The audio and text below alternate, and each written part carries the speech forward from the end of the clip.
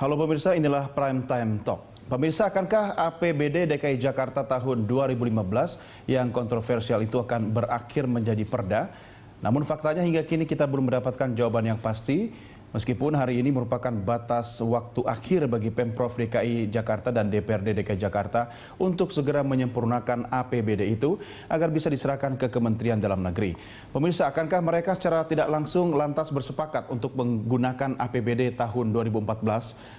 Mengingat pembangunan DKI Jakarta harus tetap berjalan tanpa terkecuali.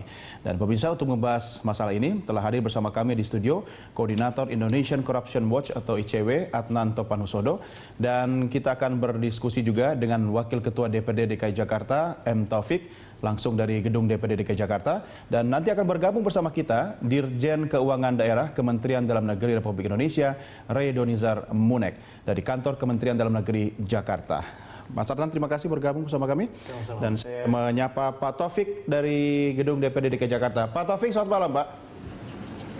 Malam, Mas. Ya, baik. Pak Taufik, terima kasih bersama kami. Dan pemirsa, saya juga mengingatkan Anda untuk bisa berinteraksi melalui sambungan telepon di 021 529 00311 atau SMS di nomor 0812 8191 2571. Anda dapat mention kami via akun Twitter di @berita1tv atau Facebook di Berita1TV, dan sampaikan tanggapan Anda terkait upaya tema kita pada kesempatan kali ini. Bersama saya pemirsa Doni De Kaiser, inilah Prime Time Talk Berita 1. Mas Adnan, prediksi Anda hari ini soal APBD DKI Jakarta? Ya, saya kira mau tidak mau sebenarnya berdasarkan ketentuan yang ada dan juga masukan dari Depdagri yang sudah disampaikan kepada Pemprov DKI, hari ini adalah deadline. Ya. Hari ini terakhir di mana antara pihak eksekutif dan legislatif harus menyepakati berbagai macam masukan yang sudah diberikan oleh Depdagri terkait dengan RAPBD yang sempat menjadi polemik di tengah masyarakat. Nah, perkara apakah ini akan menjadi perda bentuknya atau akan menjadi peraturan gubernur saja? Saya kira ini akan sangat bergantung dari bagaimana para elit politik di DKI Jakarta ini melihat kepentingan masyarakat. Bukan tergantung lobbynya hari ini? Saya kira lobby itu harus dikaitkan dengan kepentingan masyarakat yang lebih luas. Iya. Bisa nggak sih orang berantem lobby gitu ya?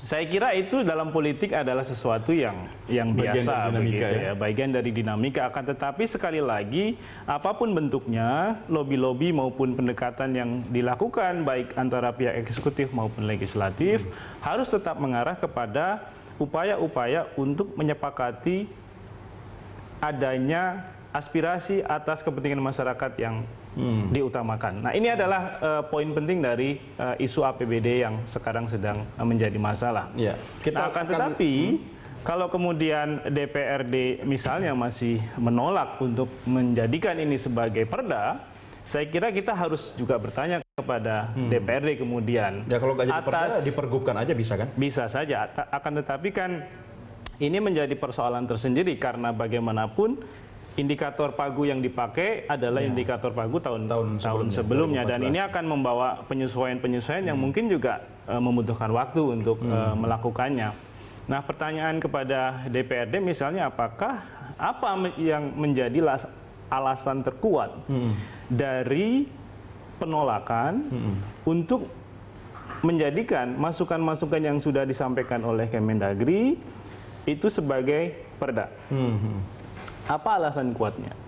Apa yang menjadi basis dari argumentasi mereka bahwa mereka memilih untuk menggunakan peraturan gubernur misalnya? Karena kita lihat dalam perkembangan terakhir sekarang di Kebon Sirih misalnya ada 2 atau 3 perbedaan pendapat.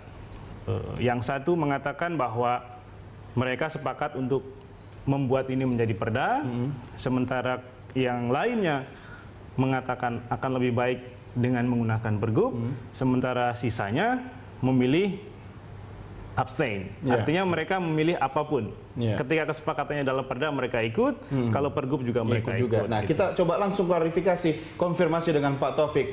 Pak M. Taufik, Wakil Ketua DPRD DKI Jakarta. Pak Taufik, apakah Bapak malam ini sudah menandatangani Perda APBD DKI Jakarta, Pak? Ini Mas, tadi sebetulnya ada jadwal pembahasan ya. Tapi kemudian karena pimpinan berhalangan, kita tunda. Kemudian dalam penundaan itu kita mengundang TAPD untuk minta draft yang ada yang perlu dibahas. Ternyata juga kan belum siap sampai janjinya sampai jam 7 ini gitu ya, dan kita tetap nunggu gitu. Dan yang dimaksud belum siap apa Pak Taufik? Materinya kan yang mesti dibahas apa? Itu belum siap. Jadi jam 7 nantilah baru siap katanya, yang disampaikan ke kita.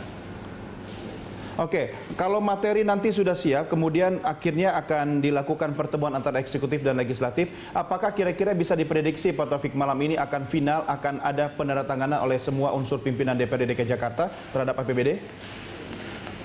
Jadi kan keputusannya dua saja, diterima atau tidak, kan itu aja. Kemudian dua-duanya ada solusi hukumnya kan. Jadi nggak usah cemas juga gitu. Dua-dua ada solusi hukum. Kalau nggak ada kesepahaman, ya menggunakan pagu anggaran tertinggi tahun sebelumnya. Itu diserahkan sepenuhnya kepada gubernur untuk menggunakan pergub menyusun APBD 2015 dengan pagu itu. Kan gubernur dari awal udah maunya juga kayak begitu gitu loh. Ya, emangnya kalau tidak disetujui yang paling cemas siapa Pak? Legislatif atau gubernur? Ya Anda tanya kalau ke kami, tadi saya bilang kalau kami bahwa kalau nggak disetujui pun ada solusi undang-undang. Tadi ya sudah menggunakan pergub saja. Ya. Kalau begitu, kalau memang semua ada solusi Pak, kenapa tidak mengikuti norma atau nomenklatur yang memang sudah selayaknya dilakukan, yaitu sama-sama menyetujui, jadikan itu sebagai perda Pak? Mas, kan dari awal kita udah bilang, Dewan itu mengatakan dari awal ini mekanisme dan prosedur yang disampaikan, yang dilakukan itu udah kan keliru. Dewan kan udah buat surat Mas. Tanya saja sama Dirjen Keuangan Daerah itu suratnya apa, surat Dewan itu ya. Kenapa nggak balik pertanyaan, kenapa waktu itu nggak ikuti proses ini, kan sama juga kayak begitu. Iya, kami juga akan tanyakan itu kepada eksekutif Pak. Tapi sekarang kan bolanya ada di tangan Anda selaku pimpinan DPRD untuk malam ini kalau nanti materi semua sudah siap, setuju atau tidak, begitu Pak? Kan keputusannya tinggal 2 aja nanti, Mas tunggu aja keputusannya tinggal 2. Nah, Bapak kira-kira milih yang mana Pak? Setuju atau tidak Pak? Kalau kami jelas-jelas kami katakan ya, kalau kita himpun dari fraksi kami menyatakan ya udah, karena keinginan gubernur dari awal pengennya 2014, kita kasih karpet merah 2014. Itu keinginan gubernur juga Mas, jangan salah, lewat media TV ini juga lu ngomong. Iya.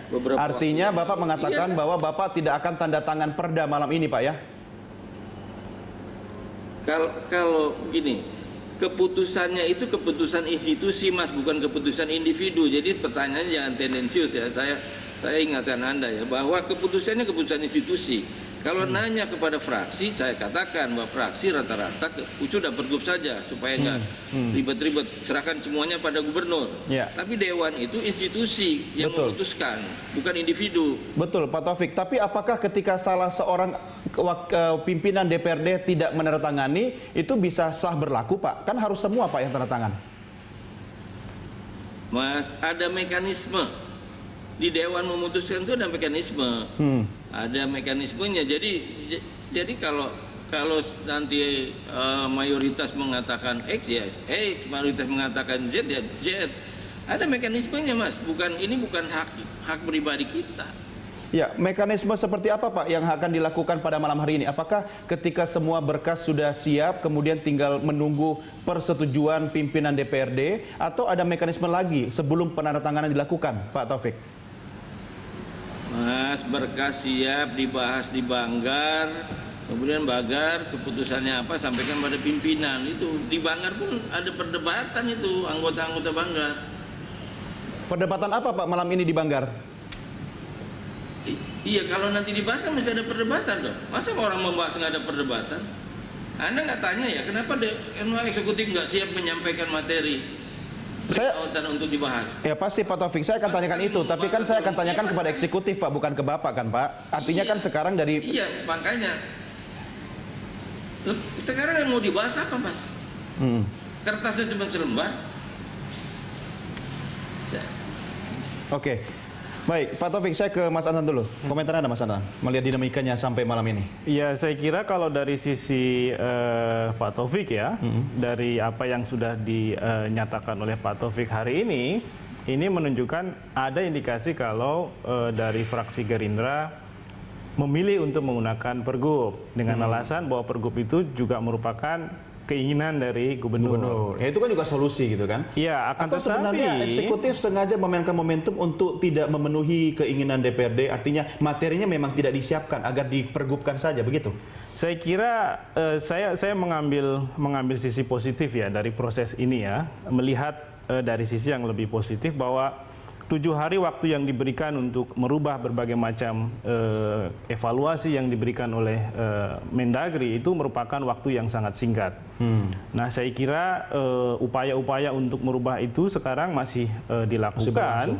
Karena bagaimanapun input yang diberikan oleh Mendagri ini cukup banyak begitu ya, mulai dari perubahan nomenklatur, kemudian perubahan posisi mata anggaran untuk program A menjadi program B misalnya, atau bahkan penghilangan beberapa program yang dianggap oleh Mendagri itu sebagai program-program yang tidak memiliki dasar hukum.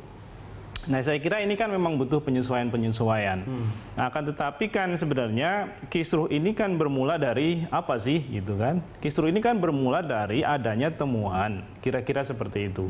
12, sekian triliun anggaran yang dianggap siluman sebagai dana titipan. Nah, kalau ini tidak muncul, saya kira juga kisruh ini tidak akan terbuka ke permukaan begitu ya. Artinya kalau lewat mekanisme pergub 12 ini kan tidak akan ada kan? Iya, saya kira kemudian akan ada keleluasaan sebenarnya dalam konteks ini dari pihak eksekutif untuk menyusun anggaran sesuai dengan pagu anggaran tahun sebelumnya. Tinggal kreativitasnya eksekutif saja. Betul. Gitu kan? Akan tetapi kan bagaimanapun dasar hukum dari APBD ini akan lebih kuat jika itu diletakkan di dalam posisi peraturan daerah. Karena ini berarti merupakan pemikiran dari kedua belah pihak.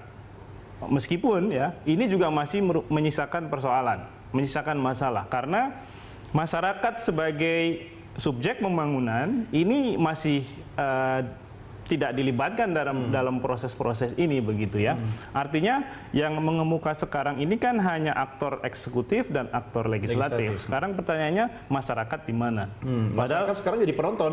Masyarakat menjadi penonton padahal mereka seharusnya juga ikut terlibat dalam proses-proses ini begitu. Nah, ini yang saya kira juga menjadi catatan di pemerintahan di DKI. Bagaimana mereka juga harus melakukan berbagai macam evaluasi terkait dengan perencanaan anggaran yang selama ini dilakukan. Termasuk dengan mekanisme e-budgeting, begitu? Saya kira e-budgeting ini hanya salah satu metode atau cara untuk memastikan bahwa tidak ada ya agenda-agenda lain yang masuk di dalam proses penganggaran tanpa ada kesepakatan yang sudah ditandatangani oleh kedua belah pihak. Dan itu baru bisa mengawasi langsung itu, gitu kan? Ya, itu baru dari satu sisi. Akan tetapi kan pertanyaan berikutnya, e-budgeting adalah salah satu instrumen untuk isu transparansi dan akuntabilitas.